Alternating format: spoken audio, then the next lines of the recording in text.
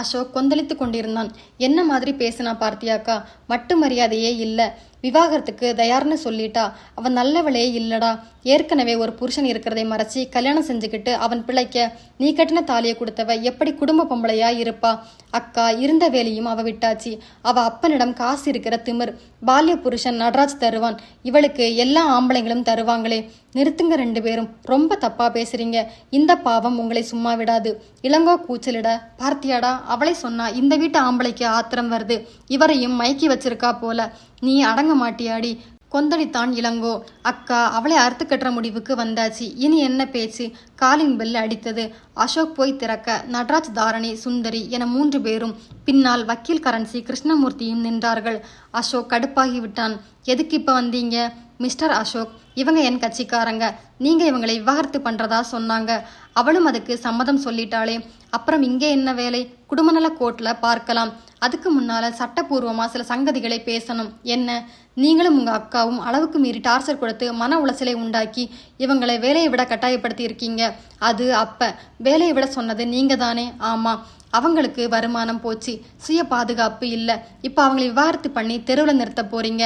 அதனால் விவாகரத்துக்கு பிறகு பெரிய நஷ்டஈடு தர வேண்டி வரும். ஜீவனாம்சமா மாதம் ஒரு தொகையும் தரணும். தரலன்னா சட்டம் உங்க மேல பாயும். அவளுக்கு ஏற்கனவே கல்யாணம் ஆயாச்சு. அதை மறைச்சி என்னை 2ஆம் கல்யாணம் செஞ்சிருக்கா. அது குற்றம். கரன்சி சிரித்தார். மூளை கலங்கின புருஷன், அதுக்கு காரணமான அக்காள்னு இவங்க உங்க மேல வழக்கு தொடர போறாங்க. வீட்டில் வச்சு இவங்களுக்கு டார்ச்சர் கொடுத்த நீங்க சிதம்பரத்துக்கு இவங்களை துரத்திட்டு போய் கொல்ல பார்த்திருக்கீங்க. சத்தியமா இல்லை, இது போய். இந்த மாதிரி நிறைய ஆதாரங்களை எங்க சீனியர் தயாளன் கோர்ட்ல தருவார். தாங்க முடியுமா உங்களால? என்னடா தம்பி இப்படியெல்லாம் பேசுறாங்க? இது வெறும் மிரட்டல். நீ பயப்படாதே. இதோ பாருங்க, சுந்தரி நீங்க மிரட்டினது, டார்ச்சர் பண்ணினது எல்லாத்துக்கும் ஆதாரம் இருக்கு. உங்க மேல மிஸ்டர் நடராஜ் மான நஷ்ட வழக்கு போட போறார். அவரை பத்தியும் நிறைய அவதூறு பேசியிருக்கீங்க. இவன் அயோக்கியன், என் மனைவியோட முதல் புருஷன். இளங்கோ குறுக்கிட்டு, திரும்ப திரும்ப அதே சொல்லாதேடா, நீதான் மாட்டிப்ப. நடராஜ் அருகில் வந்தான். பாருங்க அசோக், சுந்தரி நல்லவ, உத்தமி. உங்க குழந்தைய அவ சுமக்கிறா. இதுவரைக்கும் நீங்க தப்பா பேசினது போதும். யோசிங்க. நீங்களும் படிச்சவர். புத்தி கெட்டு போய் நம்ம அழிவை நாமே தேடிக்க கூடாது. நல்ல வாழ்க்கையை இழக்கவும் கூடாது. நடந்த எல்லாத்தையும் மறந்து உங்களை மன்னிக்க சுந்தரி இப்போவும் தயாரா இருக்கா. இது நம்ம குடும்ப பிரச்சனை. சட்டத்தோட கையில குடும்பம் சிக்கக்கூடாது. அப்புறம் சின்ன பின்னம் ஆகிடும். வெறிய கட்டுப்படுத்திட்டு விவேகமா யோசிங்க. என்னை மன்னிக்க இவ யாருடா? தப்பே அவ செஞ்சுட்டு நிக்கிறா. என்னை குற்றவாளி ஆக்குறியா? நம்ம குடும்ப பிரச்சனையா அப்படின்னா அவ புருஷன் உரிமையில நீ பேசுறியாடா? அசோக், வேணாம். அதை தாண்டா நானும் சொல்றேன். உன்கிட்ட சோரம் போன இவ எனக்கு வேண்டாம். கண்ட நாய்களும் எனக்கு உபதேசம் பண்ணக்கூடாது. இனி ஒரு வார்த்தை பேசினா உன்னை கொன்னே போட்டுருவேன். நடராஜ், விட்டுரு. மனுஷங்க கிட்ட பேசினா புரிஞ்சுப்பாங்க. இவன் வேற ரகம். என்னடி சொன்ன? அசோக் பாய்ந்து அவளை தள்ளிவிட சுந்தரி தடுமாறி குப்புற விழ போக நடராஜ் வந்து தாங்கி பிடித்தான். பாத்தியாக்கா எப்படி தாங்கி பிடிக்கிறான்? அவனோட ஆளாச்சே. அடத்து, தாய்மையை தாங்கிய பெண்ணை புருஷன் கூட தாயா மதிக்கணும்டா. கர்ப்பிணி கடவுளுக்கு சமம்டா. ஒரு உயிரை சுமைக்கிற உத்தமியை இப்படி பேசுற நீ ஒரு நல்ல அம்மாவுக்கு தான் பிறந்தியா? நடராஜ் ஆவேசமாக கேட்க அசோக் வெறியுடன் பாய நடராஜ் தடுக்க தள்ளுமுள்ளு பெரிதாகி அசோக் தந்த அடிகளை நடராஜ் பொறுமையாக வாங்கி கொண்டான். போகலாம் நடராஜ். அனைவரும் திரும்ப வக்கீல் அருகில் வந்தார். இந்த மாதிரி ஒரு மிருகத்தை நான் பார்த்ததே இல்லை. நானே காசுக்கு ஆசைப்படுற வக்கீல் தான். அதனால் தான் என்னை கரன்சி கிருஷ்ணமூர்த்தின்னு கூப்பிடுவாங்க. ஆனால் எனக்கும் கொஞ்சம் மனிதாபிமானம் உண்டு. உன்னை மாதிரி யாரும் மிருகமாக இருக்க மாட்டாங்க. என்ன, உன்னை விலைக்கு வாங்கிட்டாங்களா? வக்கீல் சிரித்தார். உன்னோட மிருக செயலுக்கு, தரக்குறைவான பேச்சுக்கு நீ ரொம்பவே அனுபவிக்க போற. ஏன்னா எல்லாத்துக்குமே வீடியோ ஆடியோ பதிவுகள் என்கிட்ட இருக்கு. வாங்க நடராஜ், போகலாம். 4 பேரும் காரில் ஏற அப்படியே நின்றான் அசோக். கார் போய்விட்டது. அக்காவை பலமாக அதிர்ச்சி தாக்க பக்கத்தில் வந்தான் இளங்கோ. பார்த்தியாடா, ஆத்திரத்துல நிதானம் இழந்து தாறுமாறா நடக்காதேன்னு படிச்சு உன்கிட்ட சொன்னேன். நீ கேட்கறதே இல்லை. அவ எல்லாரையும் கூட்டிட்டு வந்து மிரட்டினா. அதுக்கெல்லாம் நான் பயப்பட முடியுமா? அந்த நாய் துணிச்சலா என் வீட்டுக்குள்ள வந்து எனக்கு உபதேசம் பண்றான். இப்போவும் நீ அடங்கல்ல. விவேகம் உன்னை விட்டு போயாச்சு. நீ யோசிக்கிறதே இல்லை. ஆத்திரம் உன் கண்களை மறைக்குது. அந்த நடராஜ், சுந்தரி யாருமே தப்பா ஒரு வார்த்தை பேசல. தரைக்குறவா நடக்கல. தாக்க வரல. ரொம்ப புத்திசாலித்தனமா வக்கீலோட வந்திருக்காங்க. அவன் கவனமா உன்னோட நடவடிக்கைகளை பதிவு பண்ணிட்டான். புத்திசாலி வக்கீல்கள். இப்ப ஆதாரமும் கையில இருக்கு. போதாதா? என்ன சொல்றீங்க? உனக்கு கஷ்ட காலம் தொடங்கியாச்சு. அதுக்கு காரணமே நீதான். ஆரத்தி எடுத்து அவஸ்தைக்கு அழைப்பிதழ் வச்சிட்ட. அனுபவி. அவ செஞ்ச தப்பை எல்லாம் என்னால் நிரூபிக்க முடியும். அடே, நியாயமா நடந்த எதையும் அவங்க மறுக்கல்ல. உன் குழந்தை அவ கர்ப்பத்துல இருக்குன்னு மருத்துவம் நிரூபிக்கும். நீ கொடுத்த டார்ச்சர்களுக்கு அவங்க கிட்ட ஆதாரம் இருக்கு. உன் செயல்பாடுகளே பதிவாகியாச்சு. அப்படியும் நடராஜ் நல்ல விதமா பேசி சுந்தரி உன் கூட வாழ வைக்க முயற்சி செய்யறான். அது தேவையில்லை. விவாகரத்து நடக்காம இருந்தா தப்பிச்ச, நடந்துட்டா உனக்கு நரகம்தான். கேட்டதை நீ கொடுத்தே ஆகணும். விதைச்சதை அறுவடை செஞ்சுதாண்டா ஆகணும். அக்கா நடுங்கி போயிருந்தாள். இவன் நஷ்ட ஈடு தரணுமா? கண்டிப்பா வாங்காம விட மாட்டாங்க. அதை கொடுக்க இவன் வெளியில இருக்கானான்னு பாரு. கம்பி என்ன போறான். நீயும் தயாரா இரு. நான் இதுல மாட்டிக்க தயாரா இல்ல. சீக்கிரம் நான் இங்கிருந்து எஸ்கேப் ஆகணும். இளங்கோ அறை உள்ளே போக, என்னடா தம்பி இது, நீயும் பயப்படாதே, நானும் ஒரு கை பார்க்காம விட மாட்டேன். ஆத்திரம் அளவுக்கு மீறினா புத்தி வேலை செய்யாது. இவனை திருத்தவும் முடியாது. நினைத்த இளங்கோ வெளியேற அக்கா தயக்கமாக வந்தாள். தம்பி, அவர் என்னென்னமோ பேசுறார். அவங்களும் வந்து எல்லாத்தையும் பதிவு பண்ணிட்டு போறாங்க. சுந்தரிக்கு நிறைய ஆதரவு சேர்ந்துட்டா போச்சுடா. ஜாக்கிரதை, நமக்கு பிரச்சனை வந்துட போகுது. உனக்கு பயமா இருக்கா? ஆமாண்டா. அப்போ ஒன்று செய், நீ அவங்க கிட்ட போய் சரண்டர் ஆகிடு. ஏற்கனவே உன் புருஷன் அவங்க ஆள்தானே, நீயும் சேரு. போயிடு. எனக்கு யார் துணையும் தேவையில்லை. யாருக்கும் நான் பயப்பட மாட்டேன். என்கிட்ட யாரும் பூச்சாண்டி வேலை காட்ட வேண்டாம், புரியுதா? என்னடா இப்படி பேசுற? இதோ பாரு, இனி நீ பேசாதே. துரோகம் பண்ற மனைவியை புருஷன் விலக்கி வைக்க நினைச்சா அது தப்பா? அவ எவனை கூட்டிட்டு வந்தாலும் நான் ஆர்த்தி எடுக்கணுமா? அந்த அளவுக்கு எனக்கு மானம் கெடல. மற்றவங்க காலில் நான் நிற்கவும் இல்லை. அப்படி இல்லடா தம்பி, பேசாதே. என்கிட்ட நீ பேசாதே, கூச்சலிட்டான். முகத்தில் கோபமும் வெறியும் மின்னியது. அவனிடம் ஒரு மாதிரி கொலை வெறி கூத்தாடியது. அக்கா மிரண்டு உள்ளே போனாள். அப்படியே தலையை இறுக பிடித்து கொண்டு கிட்டத்தட்ட மனநோயாளி போல கட்டிலில் சாய்ந்தான். மற்றவர்கள் பேசும் நல்லது எதுவும் எடுபடவில்லை. புத்தி அதை ஏற்கும் நிலையில் அறவே இல்லை. அதே நேரம் இங்கே வீடு திரும்பி அப்பாவிடம் சகலமும் சொல்ல அவர் முகம் இருண்டு போனது. என்னம்மா, பிரச்சனை பெருசாகிட்டே போகுதே. வேற வழியே இல்லப்பா. நீ எதுக்குமா சென்னைக்கு மாற்றல் வாங்கின? என்னப்பா இது, நான் கர்ப்பிணி, எனக்கு அம்மா இல்லை, புகுந்த வீட்டு ஆதரவும் இல்லை. மாறாக இங்கே எதிர்ப்பு வளர்த்துக்கிட்டே வருது. நடராஜும் தாரணியும் தன் பிழைப்பை விட்டுட்டு என் கூட இங்கே எத்தனை நாளைக்கு இருக்க முடியும்? அது புரியுதுமா. ஊரை விட்டே நாம போனா பிளவும் பிரிவும் அதிகமாகுமே. வேற வழி இல்லப்பா. உங்களால இவங்க எதிர்ப்பை தாங்க முடியாது. நமக்கு ஆதரவு வேணும்ப்பா. சொந்தம்னு சொல்லிக்க நடராஜ் குடும்பத்தை தவிர யாரும் இல்லை. பாதுகாப்பும் நமக்கு சென்னையில் தான். நான் புருஷன் கூட வாழ்றது இப்ப முக்கியம் இல்லை. என் குழந்தைய பத்திரமா பெத்தெடுக்கணும்ப்பா, அதுதான் ரொம்ப முக்கியம். அவர் பதில் பேசவில்லை. அப்பா, சுந்தரி தன் காலில் நிற்கணும். ஆதரவும் பலமும் அவளுக்கு வேணும். வக்கீலோடு அவர் வீடு வரைக்கும் போனது சரியா? இனி ஒட்டுமா? அதை அவர்தான் யோசிக்கணும்ப்பா. இப்போவும் நாங்க தப்பா எதுவும் பேசல.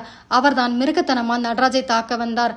அதே தரக்குறைவான பேச்சு. இனியும் அதெல்லாம் தாங்கி நிற்க வேண்டிய அவசியம் இல்லப்பா. அப்பா கலங்கி போயிருக்க. மாமா, மாற்றல் உடனே கிடைச்சிடும். இந்த வீட்டுக்காரருக்கு தகவல் சொல்லிடுங்க. 1 மாச வாடகை கூடுதலா தந்துடலாம். சாமான்களை பேக் பண்ணிக்கலாம். அங்கே வீடு பார்க்கணுமே. பிரசவம் முடிஞ்சு குழந்தைக்கு குறைஞ்சது 4 மாசமாவது ஆகணும்ப்பா, தாரணி சொல்ல. இதெல்லாம் சரிபடுமா சுந்தரி? அப்பா, எதுவும் சரிபடாதுன்னு சொல்லி இங்கே என்னை நரகத்தில் தள்ள விரும்புறீங்களா? என்னம்மா இப்படி கேட்குற? ஆமாப்பா, பிரச்சனை முத்தி வெடிச்சாச்சு. இனி அடுத்த கட்டத்துக்கு நான் வர வேண்டிய சூழ்நிலை வந்தாச்சு. மனைவியா வாழ்ந்து பட்ட சித்திரவதைகள் போதும். என்னை நான் தண்டிச்சுக்கலாம்ப்பா. எனக்காக நீங்களும் தண்டனை அனுபவிக்கலாம். ஆனா என் குழந்தை கஷ்டப்படக்கூடாது, புரியுதா? அதைதாம்மா நானும் சொல்றேன். மனைவிக்கு பிறகுதான் தாய்.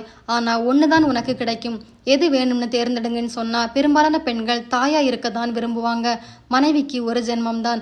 ஆனா தாயாக உயிரை பணயம் வச்சு இன்னொரு பிறவியை எடுக்கிறோம். வேதனைக்கு பிறகு கிடைக்கிற தாய்மை பதவியை, உறவை யாரும் வேணாம்னு சொல்ல மாட்டாங்க. புரிஞ்சுக்குங்கப்பா. தாரணி வந்து அணைத்து கொள்ள சுந்தரி அவள் மேல் சாய்ந்து விசும்பினாள். அக்கா பதட்டமாக ஓடி வந்தாள். அசோக், என்ன நடக்குது தெரியுமா? நாம நினைச்சதை விட மோசமா ஏமாந்திருக்கோம்டா. என்னக்கா சொல்ற? சுந்தரி வேலையை ராஜினாமா பண்ணல. என்ன சொல்ற? சும்மா லீவு தான் போட்டிருக்கா. நிறைய விடுப்பு இருந்த காரணமா இப்ப கூட சம்பளம் வருது. அங்கே வேலை பார்க்குற ஒரு பொண்ணை வச்சு எல்லாம் கறந்துட்டேன். கடைசியா சம்பள பாக்கியா 2.5 லட்சம் வாங்கி இருக்கா. அப்படியா? அது மட்டும் இல்லை, நீ மோசமான புருஷன்னு ஆஃபீஸ் முழுக்க பரப்பி இருக்கா. அந்த நடராஜ் தாரணி 2 பேரையும் கூட்டிட்டு போய் கண்டபடி பேசியிருக்கா உன்னை பத்தி. பார்த்தியா? அடுத்ததை கேட்டா இன்னும் ஆடி போவ. என்னது? சென்னைக்கு மாற்றல் வாங்கிட்டா. அதுக்கான உத்தரவும் அவ கைக்கு வந்தாச்சு. சென்னைக்கு எதுக்கு போறா? சொல்லுடா அசோக். எதுக்கு? அந்த நடராஜ் கூட வாழத்தான். வேற எதுக்கு போறா? அசோக் முகம் சிவந்து நரம்புகள் புடைத்து நிற்க. பகிரங்கமா உன்னை அசிங்கப்படுத்த ஆரம்பிச்சிட்டா.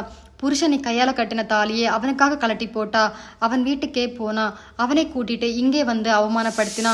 கடைசியா இடமாற்றில் வாங்கிட்டு சென்னைக்கு போய் பாலிய விவாக கணவனோடு வாழ போறா. இதை விட ஒரு மனைவி தன் புருஷனை அசிங்கப்படுத்த முடியுமா? சொல்லுடா. இளங்கோவன் வந்தான். போதுமாடி, உன் தம்பிக்கு கொலைவெறி ஏத்திரியா? இன்னும் என்னவெல்லாம் செஞ்சு அவனை படுகொலியில இறக்க போற. அவன் மேல அப்படி என்னடி பகை உனக்கு? நிறுத்துங்க. என் தம்பி என்கிட்ட இருந்து பிரிக்க பாக்குறீங்களா? அதுல எனக்கு என்னடி லாபம்? இவனை யாரும் யார்கிட்ட இருந்தும் பிரிக்க வேண்டாம். தானா அது நடக்கும். அப்படி ஒரு புத்தி இவனுக்கு. அத்தான், நிறுத்துங்க. அந்த கேடு கெட்டவ எங்கே போனா எனக்கு என்ன? நான் தான் அவளை விவாகரத்து பண்ண முடிவு செஞ்சாச்சே. தம்பி, நாளைக்கு கோர்ட் வரும்போது இந்த காரணங்களை நீ சொல்லலாம். கட்டின புருஷன் இருக்க எனக்கு துரோகம் பண்ணிட்டு மாஜி புருஷன் கூட வாழ்றதுக்காக சென்னைக்கு மாற்றல் வாங்கியிருக்காள்னு சொல்லு. நடத்தக்கட்ட மனைவி கூட வாழ பிடிக்காம தான் விவாகரத்து கேட்குறேன்னு பவ்யமா பேசு. அவமானத்துல அவ தூக்கு போட்டுக்கணும். உனக்கு சேர வேண்டிய பணம் புது புருஷனுக்கு போக போகுது. சபாஸ்டி, உன் கோபத்துக்கான காரணம் இப்ப புரியுது. பணம் அங்கே போகுதுன்னு ஆத்திரமா? அவ உழைச்சு சம்பாதிச்சது அதை உனக்கா தருவா?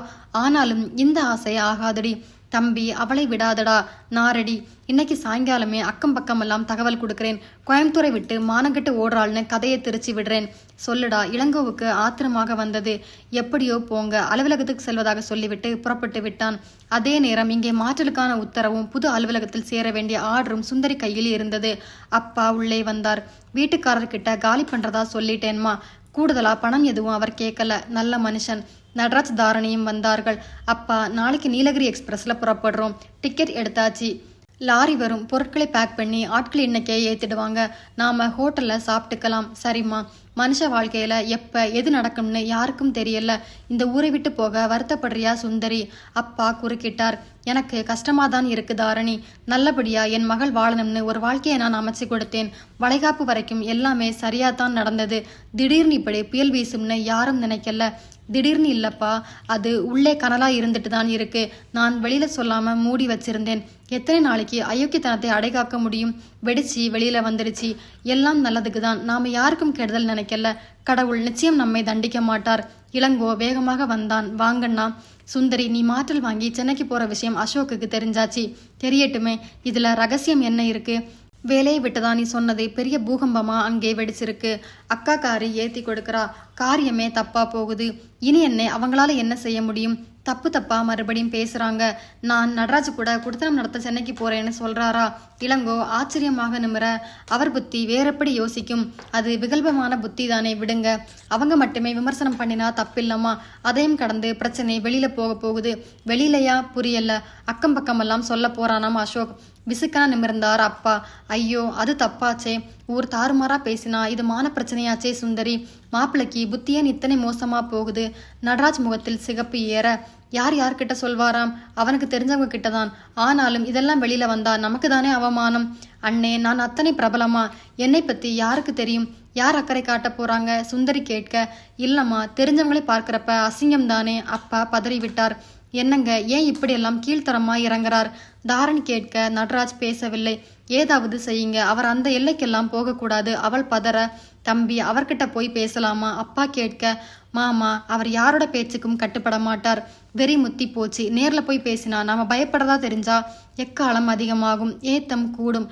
பிரச்சனை பெருசாகும். கண்டிச்சும் ஒருத்தர் அடங்கலனா அவரை தண்டிக்கணும். வேற வழி இல்ல. என்ன பேசுறீங்க? சுந்தரிக்கு அவர் புருஷன்.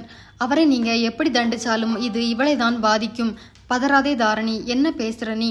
அசோக் இப்ப என்ன செஞ்சிட்டு இருக்கார்? இவளை கடுமையா தண்டிக்கிறார். ஒரு பாவமும் குற்றமும் செய்யாத சுந்தரி தண்டிக்கப்படலாமா? சொல்லு. நடராஜ் சொல்றது 100% நியாயம். இது இளங்கோ. வீட்டுல வச்சு வார்த்தைகளால் அசிங்கப்படுத்தினார். கர்ப்பிணின்னு கூட பார்க்காம மிருகத்தனமா தள்ளி விட்டார். எல்லாத்தையும் பொறுத்துக்கிட்டோம். இப்ப வெளியில இவ பேரை நாரடிக்கணும்னு அந்த மனுஷன் இறங்கினா அதையும் பொறுத்துக்கிட்டு பேசாம இருக்கணுமா? அப்படி என்ன அவசியம்? நியாயம்தான் நடராஜ். சரி தம்பி, தண்டிக்கிறதுனா எப்படி? அடிச்சு காயப்படுத்தணும்னு நான் சொல்லல. அவரை அடக்கணும். அதான் எப்படி? சுந்தரியிடம் வந்தான் நடராஜ். அம்மாடி, என்னை மன்னிச்சிடு. இதுக்கு மேலையும் என்னால பொறுத்துக்க முடியல. எல்லாத்தையும் பார்த்துக்கிட்டு பேசாம இருந்தா அப்புறமா நாங்க இருந்து எதுக்கு?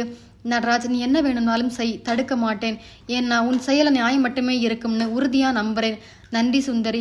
இனி நான் பார்த்துக்கிறேன். இளங்கோ சார், இப்படி வாங்க. சொல்லுங்க நடராஜ். அவர் தண்டோரா போட எப்போ போவார்? தெரியலை. அங்கே யாரை பார்க்க போறார்? அதுவும் தெரியல. சரி, நான் பார்த்துக்கிறேன். தாரணி, நாளைக்கு புறப்பட நீ பேக்கிங்கே கவனி. சுந்தரி, பதட்டப்படாம இரு. உன் மேல நீ தூசு கூட பட விட மாட்டேன். மாமா, நான் நியாயத்துக்கு புறம்பா நடக்க மாட்டேன். இளங்கோ சார், என்னோட வாங்க. சரி, வரேன் நடராஜ். இருவரும் வெளியே வந்து இளங்கோவின் பைக்கில் ஏறி புறப்பட்டனர். இங்கே உள்ள அப்பாவுக்கு நடுக்கம் அதிகமானது. தாரணி பக்கத்தில் வந்தாள். இன்னும் என்னவெல்லாம் அனுபவிக்கணுமோ தெரியலையே. ஒரு நொடி கூட நிம்மதியா வாழ முடியலையே. சுந்தரி நிதானமாக பேசினாள். அப்பா, அமைதியா இருங்க. நடராஜ் மாதிரி பொறுமையா புத்திசாலித்தனத்தோடு யாராலும் செயல்பட முடியாது. எனக்கு ரொம்பவும் பயமா இருக்குமா. எதுக்குப்பா? நான் உனக்கு அப்பா அம்மாவா இருந்து உன்னை ஆளாக்கி இருக்கேன். அந்த வலி எனக்கு மட்டும்தான் தெரியும். புரியுதுப்பா. ஒவ்வொரு பெண்ணுக்கும் ஒரு சகோதரன் கண்டிப்பா வேணும். அவளுக்காக நியாயம் கேட்டு குரல் கொடுக்க அவனால மட்டும்தான் முடியும்னு சொல்லுவாங்க. எனக்கு அந்த கொடுப்பனை இல்லையேன்னு நான் வருந்தாத நாள் இல்லை. ஆனா இப்ப அந்த வருத்தம் போயாச்சு. நடராஜ் வந்தாச்சு. எனக்கு ஒரு கஷ்டம் அவமானம்னு கொதிச்சு போறான். எனக்கான பாதுகாப்பு கிடைச்சாச்சு. என் குழந்தைக்கு தாய்மாமன் கிடைச்சாச்சு. தாரணி உணர்ச்சி வசப்பட்டு பேசிக்கொண்டே போனாள் சுந்தரி. தாரணி நெருங்கி வந்து அவளை அணைத்து கொண்டாள். இத்தனை பதட்டம் வேண்டாம். பிபி ஏறக்கூடாது. பிள்ளையை பத்திரமா பெத்தெடுக்கணும் இல்லையா? அதை மறந்துடாதே. எல்லாத்தையும் நடராஜ் பார்த்துப்பார். எனக்கு அந்த நம்பிக்கை இருக்கு. கடவுள் தான் உங்க 2 பேரையும் என்கிட்ட கொண்டு வந்து சேர்த்திருக்கார் தாரணி. இல்லைன்னா அவங்க கூட அப்பாவால தனியா போராட முடியுமா? சோர்ந்து போயிருப்பார். அந்த அதிர்ச்சியில அப்பாவுக்கு ஏதாவது ஆகியிருக்கும். யாருக்கும் எதுவும் ஆகாது. நீ பாசிட்டு வா யோசி சுந்தரி. அதுதான் உனக்கும் பிறக்க போற குழந்தைக்கும் நல்லது. சரியா? அதே நேரம் அசோக் வீட்டில் என்னடா நாலா பக்கமும் செய்தியை பரப்பியாச்சா? நாம போனா யாராவது பார்த்து போட்டு கொடுத்துடுவாங்க. அது ஆபத்து. தெரிஞ்சவங்களுக்கு ஃபோன் போட்டு இங்கே வர சொல்லி இருக்கேன். முழுக்கதையும் சொல்லிட வேண்டியதுதான். டே ஜாக்கிரதைடா. உன் பேர் வெளியில வரக்கூடாது. வரும்க்கா. என்னடா சொல்ற? ஏமாந்த புருஷன் துரோகத்துக்கு ஆளானவன்னு வரும். அது அந்தாபாலையே என் பக்கம் திருப்பிவிடும். சரியாக 4 மணிக்கு சிலர் வந்தார்கள். அசோக் கண்டபடி சொல்ல அக்காவும் சேர்ந்து கொள்ள சுந்தரியை பற்றி படு கேவலமாக சொல்லிக்கொண்டே போனான். காலிங் பெல் அடித்தது. என் வீட்டுக்காரராய் இருக்கும். எதையும் காட்டிக்காதீங்க. அக்கா போய் கதவை திறக்க போலீசுடன் நடராஜ் நின்றான். கூடவே வக்கீல். எதுக்கு போலீஸ்? அக்கா ஆத்திரப்பட. வக்கீல் வெறுப்புடன் பார்க்க அக்கா தம்பி 2 பேரையும் கைது பண்ணுங்க. இருவரும் அதிர்ந்து போக கையில் விலங்கு மாட்டப்பட்டது. அக்காள் பெரிதாக கூச்சல் போட்டாள். இது தப்பு. வீடு தேடி வந்து எங்களை கைது செய்யறது அராஜகம். இதை கேட்க யாருமே இல்லையா? அவளது வீட்டுக்காரன் இளங்கோ வந்தான். நிறுத்தடி. உன் தம்பி பண்ணின அராஜகத்தை விடவா இது பெருசு? குடும்பத்துல 1000 பிரச்சனைகள் இருக்கலாம். அதை வெளியில தெரியாம அடக்கி வாசிக்கிறது தான் பண்பாடு. அட இதுவும் கைமீறி விவாகரத்து வரைக்கும் போறது அவன் சொந்த விருப்பம். அதோட நிறுத்திக்கணும். 10 பேரையும் கூப்பிட்டு வச்சு சொந்த மனைவி மேல சேறுவாரி இறைக்கிற இவனெல்லாம் மனுஷனா? இவனையும் முன்னையும் வெறுமனே ஜெயில போட்டா போதாது. கட்டி வச்சு உரிக்கணும். தலைகளா தொங்க விட்டு குடலை உருவி வெளியில எடுக்கணும். அட பாவி, போலீஸுக்கு சொல்லி கொடுக்கறியா? வந்து வண்டியில ஏறுமா. உன் வியாக்கியானத்தை அங்கே வந்து பேசு. இருவரையும் போலீஸ் தள்ளி கொண்டு போக அசோக் வெறியுடன் நடராஜ் பக்கம் திரும்பினான். என் பொண்டாட்டியை தட்டி பறிச்சு இங்கிருந்து அவளை சென்னைக்கு இடம் பெயர வச்சு என்னையும் ஜெயில போட்டுட்டு அவ கூட குடுத்தம் நடத்த பாக்குறியாடா? நீ நல்லா இருப்பியாடா? நான் உன்னை விடமாட்டேன். கண்டிப்பா வெளியில வருவேன். வந்து உன்னை கொல்லாம விடமாட்டேன். நடராஜ் அருகில் வந்தான். இதோ பாருங்க அசோக், உங்க மேல எனக்கு எந்த பகையும் இல்லை. இது கூட நீங்க திருந்ததான். புரிஞ்சுக்குங்க. ஆத்திரத்துல அழியாதீங்க. கடவுள் கொடுத்த நல்ல மனைவியை அருமையான வாழ்க்கையை தொலைக்காதீங்க. உபதேசமாடா நாயே. விடமாட்டேன் உன்னை. டே ஏறுடா வண்டியில. போலீஸ் அதட்டி அடித்து ஏற்ற ஜீப் புறப்பட்டு போக வக்கீல் அங்கிருந்த நபர்களிடம் வந்தார். இந்தா பாரியா, நம்பிடாதீங்க. நல்லவங்க மேல அவதூறு பரப்புறான். எப்படிங்க நம்புவோம்? அது தங்கமான பொண்ணாச்சே. நானும் காசுக்கு சோரம் போன வக்கீலாத்தான் இருந்தேன். இந்த நடராஜ் காரணமாத்தான் தெரிந்தினேன். ஒரு குற்றவாளி தப்பிக்கலாம். நல்லவங்க அவமானப்படவே கூடாது. அவர்கள் புறப்பட நடராஜ் கை கூப்பினான். சார், போலீஸ்ல உயர் அதிகாரிகள் கிட்ட பேசுங்க. அசோக்கை அடிச்சு துன்புறுத்தி எதுவும் செய்ய வேணாம். பாவம் சுந்தரி புருஷன். ஆனா சுலபத்தில் வெளியில வரக்கூடாது. உள்ளே இருந்து அவன் திருந்தனம். நடராஜ், எனக்கு அந்த நம்பிக்கை இல்லை. இந்த மாதிரி ஆட்கள் சத்தியமா திருந்த மாட்டாங்க. எனக்கு நம்பிக்கை இருக்கு. நடராஜ் நேராக வீடு திரும்பினான். என்னாச்சு நடராஜ்? சகல விவரங்களையும் அவன் சொல்ல அப்பா பதறி துடித்தார். பாவி, 10 பேர்கிட்ட அவன் சொல்லி அது வெளியில வந்தான். நாங்க தலை நிமிர்ந்து நடமாட முடியுமா? அதான் ஜெயில இருக்க போறான். அசோக்கோட தப்பான பேச்சு, கொலைவெறி, கூச்சல், அக்காவோட பேச்சு எல்லாம் ஆதாரமாய் இருக்கு. சுந்தரிக்கு ஒரு கீறல் விழுந்தாலும் காரணம் அவங்க தான் ஆகிடும். இப்போதைக்கு அவங்க வெளியில வரவே முடியாதா? தாரணி கேட்க ஜாமீன்ல எடுக்க யாரும் இல்லை. எடுக்க முன்வந்தாலும் நம்ம வக்கீலை வச்சு தடுத்துடலாம். எதுக்கு நடராஜ் இந்த பழி உணர்ச்சி? தாரணி கலங்க. இல்லை தாரணி, இது பழி உணர்ச்சி இல்லை. எனக்கு அதுக்கு பகை. சொல்லி திருந்தாத சிலர் பட்டுதான் திருந்துவாங்க. அதான் எனக்கு அந்த நம்பிக்கை இல்லை நடராஜ். அப்படி சொல்லாதே சுந்தரி. ஒரு வாய்ப்பு கொடுத்து பார்க்கலாமே. அப்படி அவர் வெளியில் வந்தாலும் என் கூட வாழ விரும்ப மாட்டார். தான் பட்ட அவமானங்களுக்கு காரணம் நான். என் மேல பகை அதிகமாகும். அப்ப நான் செஞ்ச தப்புன்னு நினைக்கிறியா சுந்தரி? ஐயோ நிச்சயமா இல்லை நடராஜ். நீ தப்பே செய்யல. சரியான தீர்ப்பை தான் எழுதியிருக்க. ஆனா அதை புரிஞ்சுக்கிற சக்தி அவருக்கு நிச்சயம் இருக்காது. இத்தனை ஆவேசப்பட்ட புருஷன் திருந்தினாலும் அவரை மன்னிக்க முடியுமான்னு எனக்கு தோணல. அப்படி சொல்லாதேம்மா. இல்லப்பா, பெண்கள் மட்டும் எல்லாத்தையும் எப்பவும் மன்னிக்கணும்னு ஏன் பிடிவாதம் பிடிக்கிறீங்க? நாங்க எப்பவும் யாரோட காலடியிலையாவது இருந்துதான் தீரணுமா? எங்க புத்தி சுயபலத்துல நிக்கவே கூடாதா? விடவே மாட்டீங்களா? கோவப்படாதேம்மா. சமூகம்னு ஒண்ணு இருக்கேம்மா. எதுக்குப்பா சமூகம்? அசோக் மாதிரி அழுக்கு பிடிச்ச ஆண்கள் வாழ்ற இதுக்கு பேர் சமூகமா? மதுக்கடை திறந்திருக்கு. புருஷன் குடிச்சிட்டு வந்து மனைவியை கொடுமைப்படுத்துறான். கடையை மூடணும் நடத்துற போராட்டம் நியாயம்தான். அதனால இவன் குடிக்காம இருப்பானா? அவன் தானே தேடி போய் குடிக்கிறான். குற்றவாளியை தானே தண்டிக்கணும். குடிகாரன், பெண் பித்தன், மனைவியை அவமானப்படுத்துறவன், இப்படி நடக்கிற ஆண்களை எல்லா மனைவிகள் விரட்டி அடிக்க ஆரம்பிச்சா குற்றம் குறையும்பா. துரத்தி துரத்தி அடிக்கணும். நிக்க நிழல் இல்லாம செய்யணும். நல்ல பெண்களை நாரடிச்சா அவனுக்கு நரகம்தான் கதின்னு உணர்த்தணும். அதுக்கு கூட இருக்கிறவங்க ஒத்துழைக்கணும். செய்வாங்களா? ஆவேசத்தில் சுந்தரிக்கு மூச்சு வாங்கியது. தாரணி வந்து சட்டனாவளை அணைத்து கொண்டாள். வேண்டாம் சுந்தரி, நீ இப்படி உணர்ச்சி வசப்படக்கூடாது. வயிற்றுல குழந்தை இருக்கு. உன் உடல்நிலை சீராய் இருந்தா தான் அதை நல்லபடியா பெத்தெடுக்க முடியும். கர்ப்பமாய் இருக்கும்போது மனசும் உடம்பும் பதறக்கூடாது. நீ நிதானம் இழந்தா அது பிள்ளைக்கு நல்லது இல்லை. எனக்கும் எல்லாம் புரியுது தாரணி, முடியலையே. தினசரி ஒரு கூத்து நடக்குதே. பதட்டப்படாம நிதானம் இழக்காம நான் என்ன செய்வேன் சொல்லு. வேண்டாம், நிதானமாயிரு. நீ படிச்சவ, நல்ல உத்தியோகம் இருக்கு, கை நிறைய சம்பளம். யாரையும் நாடி நிற்கிற அவசியம் இல்லை. நாம நாளைக்கே சென்னைக்கு போறோம். உன் வாழ்க்கை பாதையே மாறப்போகுது. இனி நல்லவங்க தான் உன் கூட இருப்பாங்க. நடராஜ் அருகில் வந்தான். இதோ பாரு சுந்தரி, நான் உயிர் வாழ நீதான் காரணம். உன்னை கடைசி வரைக்கும் கண்கலங்காம நாங்க 2 பேரும் பார்த்துப்போம். சரி, இந்த பேச்சுக்கெல்லாம் ஒரு முற்றுப்புள்ளி வைங்க. வேற ஏதாவது பேசலாம். சென்னை புறப்படுவதற்கான ஆயத்தங்களை செய்தார்கள். மறுநாளை புறப்பட்டு 3ஆம் நாள் காலையில் சென்னைக்கு வந்து விட்டார்கள். எல்லா பொருட்களும் லாரியில் வந்துவிட நடராஜ் வீடு பெரிதாக இருந்ததால் ஒரு அறையில் சகலத்தையும் போட்டு பூட்டினார்கள். தில்லையம்மாவிடம் எல்லாம் சொன்னார்கள். அம்மா அழுது விட்டாள். நீ ஏன் பொன்னடி, என்கிட்ட தாய்ப்பால் குடிச்சு வளர்ந்தவ. உங்க அம்மா சாகல்ல, எனக்குள்ளே இருக்கா. உனக்கு நான் பிரசவம் பார்க்கிறேன். நீயும் உன் குழந்தையும் எங்களை விட்டு போகவே கூடாது. அண்ணே, இது உங்க தங்கச்சி வீடு. நீங்க உரிமையோடு இருக்கலாம். சுந்தரி கலங்கி விட்டாள். மறுநாள் புது அலுவலகத்துக்கு நடராஜ் அவளை அழைத்து சென்றான். வேலையில் சேர்ந்து கையெழுத்திட்டாள். பிரசவ லீவுக்கு அப்ளை செய்தாள்.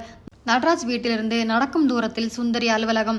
வந்த 10 நாட்களில் அவனது குடும்பம் காட்டும் அன்பில் சுந்தரியும் விஸ்வநாதனும் திக்கு முக்காடி போனார்கள். சுந்தரி பிறந்த வீட்டு பாசத்தை இப்போதுதான் முதன்முறையாக அனுபவிக்கிறாள். தாரணி அவளுக்கு சகலமும் கையில் கொண்டு வந்து தந்து ஒரு பூவை போல் தாங்கினாள். எப்பேற்பட்ட பாசம்! சுந்தரியின் கவலைகள் படிப்படியாக மறந்து வயிற்றுப்பிள்ளை நன்றாக பிறக்க வேண்டும் என்ற எண்ணம் மட்டுமே மேலோங்கும்படி அந்த வீடு அவள் மனதை மாற்றியது. அதே நேரம் இங்கே ஜெயிலில் போடப்பட்ட அக்காவும் தம்பியும் நரக வேதனை அனுபவித்தார்கள்.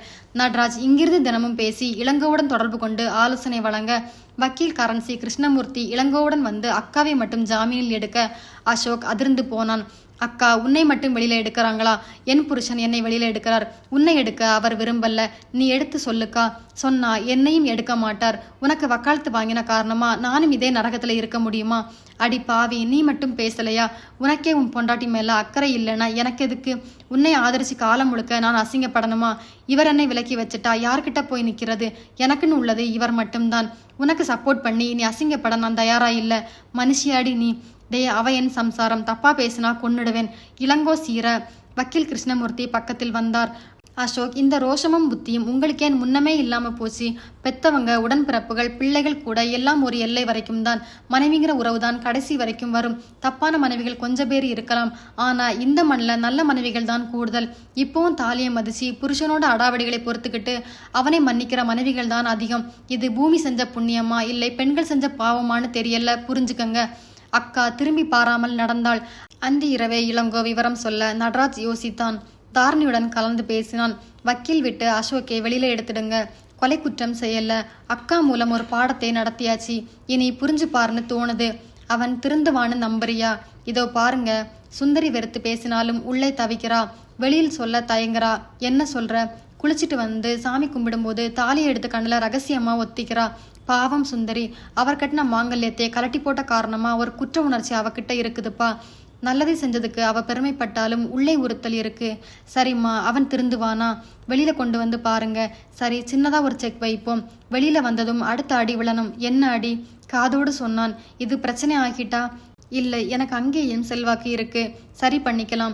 இதை சுந்தரி கிட்ட சொல்ல வேண்டாம். அக்கா சங்கதியை மட்டும் சொல்லு. சரிங்க. மறுநாள் மாலை இளங்கோவும் வக்கீலும் ஜாமீனில் எடுத்தார்கள். வெளியே வந்தான் அசோக். வக்கீலுக்கு நன்றி சொல்ல நடராஜ் தான் சென்னை வக்கீல் மூலம் எனக்கு தகவல் தந்து உங்களை எடுக்க சொன்னார். அவன் முகம் சிவந்தது. இதுல கோபப்பட்டு லாபமில்லை அசோக். நடராஜ் நல்லவர், உங்களுக்கு நல்லதுதான் செய்கிறார். இளங்கோ அருகில் வந்தான். சுந்தரி சென்னையில் வேலையில் சேர்ந்தாச்சு. சொந்த சகோதரி மாதிரி அவளை தாங்கிறார் நடராஜ். அந்த உறவுல துளி கூட களங்கம் இல்லை. ஒரு தாய் வயிற்றுல பிறக்காம பாசம் காட்டுற அவங்க எங்கே? ஒரு தாயோட பாலை குடிச்ச தம்பியை கலட்டி விட்டுட்டு போன உங்க அக்கா எங்கே? நீ நாசமானதே அவளால தான். இன்னும் புரியல? சரி, வீட்டுக்கு வா. அந்த பாவி இருக்கிற வீட்டுக்கு வரல. என் நண்பன் பாபுவோட ரூமை நான் ஷேர் பண்ணிக்கிறேன். முதல்ல வேலைக்கு போய் ரிப்போர்ட் பண்றேன். அசோக் நேராக அலுவலகத்துக்கு வந்தான். எல்லாரும் ஒரு மாதிரி பார்த்தார்கள். அனுமதி பெற்று ஜிஎம் அறைக்குள் நுழைந்து வணங்கினான். எதுக்கு வந்தீங்க சார்? ஜெயிலுக்கு போன பரிசுத்தமான மனைவி மேல அவதூறு பரப்பின பரம அயோக்கியன் இந்த கம்பெனிக்கு தேவையில்லை. உங்களை வேலையை விட்டு நீக்கியாச்சு. அதற்கான உத்தரவை நீட்டினார். அசோக் சில்லு சில்லாய் உடைந்தான். வேலை நீக்க உத்தரவு கைக்கு வர ஆடி போனான் அசோக். சார், நான் என்ன தப்பு செஞ்சேன்? கம்பெனியில் ஒழுங்காத்தானே வேலை பார்த்தேன். அது மட்டும் போதாது அசோக். சொந்த மனைவிக்கு எதிராக கிரிமினல் வேலைகளை செஞ்சு ஜெயிலுக்கு போயிருக்கீங்க. அந்த புத்தி படைச்சவங்க யாரையும் பழி வாங்குவாங்க. உங்களை எல்லாம் நம்பி எப்படி வேலைக்கு வச்சுக்கிறது? ஜெயிலுக்கு போன ஆள் எங்களுக்கு வேண்டாம். நீங்கள் வாங்கின லோன்களை கழிச்சிட்டு மீதி பணத்துக்கு செக் தயாராக இருக்கு. வாங்கிட்டு புறப்படுங்க. அசோக் உடைந்து போனான். அத்தனை பேரும் ஒரு விஷப்பூச்சியை பார்ப்பது போல் பார்த்தார்கள். நொந்து போய் வெளியே வந்தான். எங்கே போவது? அக்கா வீட்டுக்கு கண்டிப்பாக போக முடியாது. பாபுவை தவிர யார் நட்பும் இல்லை. அவனிடம் சகலமும் சொல்லி அளத்தான் வேண்டும். நேராக வந்து விட்டான். வா அசோக், எப்ப ஜெயிலிருந்து வந்த? இப்பதான். வேலையை விட்டு தூக்கிட்டாங்கடா. கையில 30,000 ரூபாய் பணம் இருக்கு. நான் வேலை தேடிக்கிற வரைக்கும் உன் கூட இருக்கேன்டான். சாரி அசோக், நீ ஜெயிலுக்கு போனது கூட என்னை பாதிக்கல. வேலை போனது விதி. இதுக்கெல்லாம் என்ன காரணம்? வயிற்று பிள்ளையோட வாழ்ற உன் உத்தமமான மனைவியை அசிங்கப்படுத்தின. அதுக்கான தண்டனை தான் இது. என்னடா பேசுற? பாலிய விவாகம் பெரியவங்க நடத்தின தப்பு. குழந்தையா இருந்த நடராஜுக்கும் சுந்தரிக்கும் அதோட அர்த்தம் தெரியுமாடா? உடனே பிரியவும் செஞ்சுட்டாங்க. இப்பதான் சந்திச்சிருக்காங்க. அவனுக்கு மனைவி இருக்கா. இதுல எங்கடா நீ களங்கத்தை கண்ட? நான் கட்டின தாலியை அவ கலட்டினா. அதுல என்னடா தப்பு? ஒரு உயிரை காப்பாத்த மனிதாபிமானத்தோட அவ கொடுத்த காணிக்கை. ஒரு வகையில ஸ்தம்பரத்துல குழந்தைக்கு கட்டப்பட்ட தாலியை அவளே திருப்பி கொடுத்துட்டா. கணக்கு சரியா போச்சு இல்லையா? இதுல எங்கே களங்கம் வந்தது? என்றாலும் என் மனசு ஒப்பல்ல. நீ சுத்தமான புருஷனாடா. என்ன சொல்ற? பேச்சுலர் பருவத்துல நீயும் நானும் செய்யாத தப்பு என்னடா பாக்கி? குடிச்சோம், சூதாடி இருக்கும், தப்பான பெண்களை தொற்றுக்கோம். இல்லைன்னு சொல்லடா பார்க்கலாம். இதையெல்லாம் சுந்தரி கிட்ட நான் வந்து சொன்னா உன் முகத்துல அவள் மொழிப்பாளா? பாபு, ஆம்பளைங்க 1000 தப்பு செய்யலாம். ஆனா தப்பே செய்யாத மனைவியை மனம் போல தண்டிக்கலாம். இது சரியாடா? ரொம்ப தப்பு அசோக். நீ எல்லைகளை மீறி எங்கேயோ போயிட்ட. உனக்கு கொம்பு சீவி விட்ட அக்கா இப்ப ஒதுங்கிட்டா. ஜெயில் வாசம், வேலையும் போச்சு. அளவுக்கு மீறி பாவம் செஞ்சிட்ட. இனி உன் கூட நட்பை தொடர்ந்தா கடவுள் கூட என்னை மன்னிக்காது. இது நம்ம கடைசி சந்திப்பா இருக்கட்டும். Good bye. பாபு கதவை சாத்தி விட்டான். அசோக் அதிர்ந்து போனான். இருக்கும் ஒரே ஆதரவு இவன்தான். வேறு எங்கே நான் போவது? அருகில் உள்ள ஒரு லாட்ஜுக்குள் நுழைந்தான். இங்கே மாத வாடகைக்கு ரூம் இருக்கா? இருக்கு சார். அடையாள அட்டை காட்டுங்க. எடுத்து தந்தான். சரி, விலாசம் எழுதுங்க. எது விலாசம்? மாமா விலாசம்தான் எழுதினான். அப்போது இளைஞன் ஒருவன் உள்ளே வந்தான். ஆத்திரம் பீரிட அசோக் திரும்பினான். பாவி, என்னை காட்டி கொடுத்தவன் நீதான். பாய்ந்தான். நீ எப்ப ஜெயிலிருந்து வந்த? வேலை கூட போயிருச்சின்னு கேள்விப்பட்டேன். அவன் உறக்க சொல்ல, சார் நீங்க ஜெயிலிருந்து வரீங்களா? லாட்ஜ்காரன் கேட்க, ஆமாம் சார். இவன் மோசமான கிரிமினல், சாடிஸ்ட். கர்ப்பிணி மனைவி மேல் அவதூறு பரப்புறான். ஐயோ, உங்களை மாதிரி ஆளுக்கு ரூம் தந்தா என் கதி கந்தலாகும். இடத்தை காலி பண்ணுங்க ப்ளீஸ். அட பாவி, என் பொழப்பை கெடுத்துட்டியடா. அசோக் பாய, போலீஸுக்கு தகவல் கொடுங்க சார். இவன் கொலை வரி பிடிச்சவன். இளந்தன் கத்த அவன் போனில் கை வைக்க அசோக் பதட்டமாக வெளியே வந்தான். உலகமே இருண்டு போனது போல் தெரிந்தது. நிற்க நிழல் இல்லை. கையில் இருக்கும் பணம் எத்தனை நாளைக்கு தாங்கும்? வேலையும் இல்லை. தேடி போனால் ஜெயில்வாசம் துரத்துகிறது. அடுத்த 1 மாதம் கோவில் ரயில் நிலையத்தில் உறங்கி வெளியே சாப்பிட்டு பொது கழிப்பிடத்தில் குளித்து ஒரு பரதேசி போல அசோக் அலைய கையில் உள்ள பணம் வேகமாக கரைந்து கொண்டே வந்தது. தொடர்ந்து ரயில் நிலையத்தில் படுக்க ரயில்வே போலீஸ் சந்தேகப்பட்டு கேள்விகள் கேட்டுக்குடைய அங்கும் இருப்பிடம் இல்லாமல் போக நாட்கள் வேகமாக ஓட ஒரு பிச்சைக்கார நிலைக்கு வேகமாக அவன் வந்து கொண்டிருக்க இங்கே சுந்தரிக்கு பிரசவ வலி எடுத்து விட்டது. குடும்பமே பரபரப்பானது. அவளை ஆஸ்பத்திரியில் அட்மிட் செய்தார்கள். மறுநாள் காலை அழகான பெண் குழந்தை பிறந்தது. உங்க அம்மாவே வந்து பிறந்துட்டா சுந்தரி. அப்பா அழ. நடராஜ், தாரணி அவளுக்கு வாழ்த்து சொன்னார்கள். 5ஆம் நாள் சுந்தரி குழந்தையை வீட்டுக்கு அழைத்து வந்து விட்டார்கள். ஆரத்தி எடுத்து தாரணி வரவேற்றாள். என் பேத்தி மகாலட்சுமி வந்துட்டா. தில்லையம்மா பூரிக்க, சுந்தரி, இந்த குழந்தை பிறந்தது அற்புதமான நேரம். இனிமே வாழ்க்கையில உனக்கு துன்பமே இருக்காது. நான் ஜோசியரை கேட்டுட்டேன். நடராஜ் சொல்ல, நீயும் தாரணியும் இருக்கிற வரைக்கும் எனக்கு துன்பமே இல்லை நடராஜ். குழந்தைக்கு பெயரிட நாள் குறிக்கப்பட்டது. அதற்கான ஏற்பாடுகளை நடராஜ் தாரணி தீவிரமாக கவனித்தார்கள். குழந்தைக்கு செயின், மோதிரம், சுந்தரிக்கு பட்டாடை என சகலமும் வாங்கப்பட்டது. எதுக்கு நடராஜ் இதெல்லாம்? பிறந்த வீட்டு சீதனம். உனக்கு செய்யறது எங்க கடமை சுந்தரி. அப்பா கலங்கினார். எல்லாம் இருக்கு நடராஜ், ஆனா பெரிய குறை, இந்த குழந்தையோட அப்பா இல்லையே. சுந்தரி கிட்ட சொன்னா கோவப்படுவா. என்னோட மனசு ஆறலையேப்பா. நடராஜ் எதுவும் பேசவில்லை. சுந்தரியின் ஆள் மனதிலும் அது இருந்திருக்க வேண்டும். அவள் வெளியே காட்டிக் கொள்ளவில்லை. நடராஜ், இளங்கோ அண்ணன் என் மேல் பாசம் வச்சவர். அவரை பேர் சூட்டு விழாவுக்கு கூப்பிடலாமா? சொல்லியாச்சு சுந்தரி, கண்டிப்பா வருவார். என் மனசுல உள்ளதை நீ படிக்கிற நடராஜ். பாலிய பருவத்து பந்தமல்லவா? நடராஜ் தாரணி தம்பதியர் வீட்டை அலங்கரித்து இந்த குழந்தையின் வரவை திருவிழா போல கொண்டாட தீர்மானித்தார்கள். முக்கியமான 20 பேர் மட்டும் அழைத்தார்கள். விருந்துக்கு ஏற்பாடு செய்தார்கள். மறுநாள் காலை விடிந்தது. குழந்தையை தில்லையமா குளிப்பாட்டு அதை அழகாக அலங்கரிக்க சுந்தரியும் தயாராகிவிட்டாள். வீட்டில் மங்கள இசை ஒலித்தது.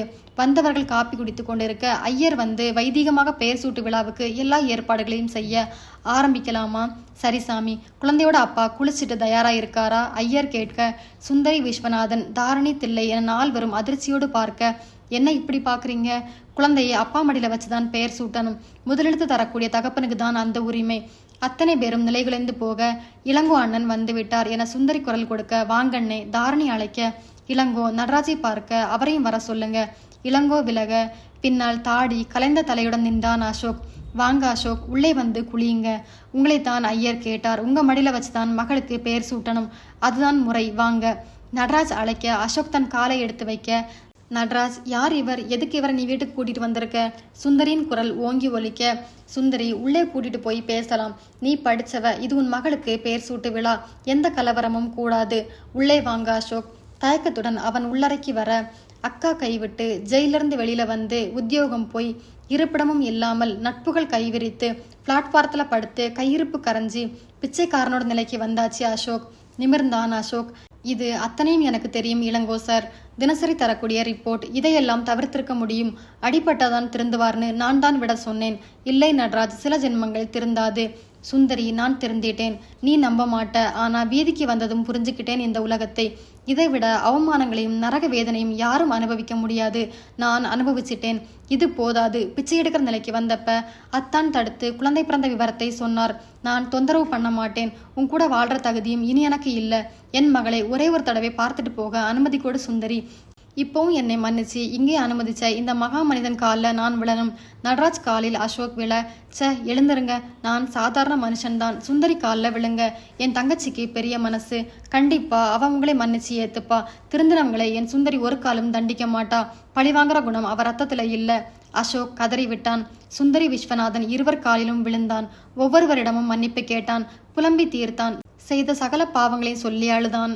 நடராஜ் வந்து தோளில் கரம் பதித்தான். சரி, குளிச்சுட்டு வாங்க, நேரமாச்சு. குழந்தைக்கு பேர் சூட்டணும். தாரணி, அவருக்கு பட்டு வேட்டி வாங்கி வச்சிருக்கேன், எடுத்து வை. குடும்பமே பூரித்து போனது. விஸ்வநாதன் நடராஜை கை கூப்பி தொழுது கண்ணீர் வடித்தார். அசோக் குளித்து விட்டு வந்தான்.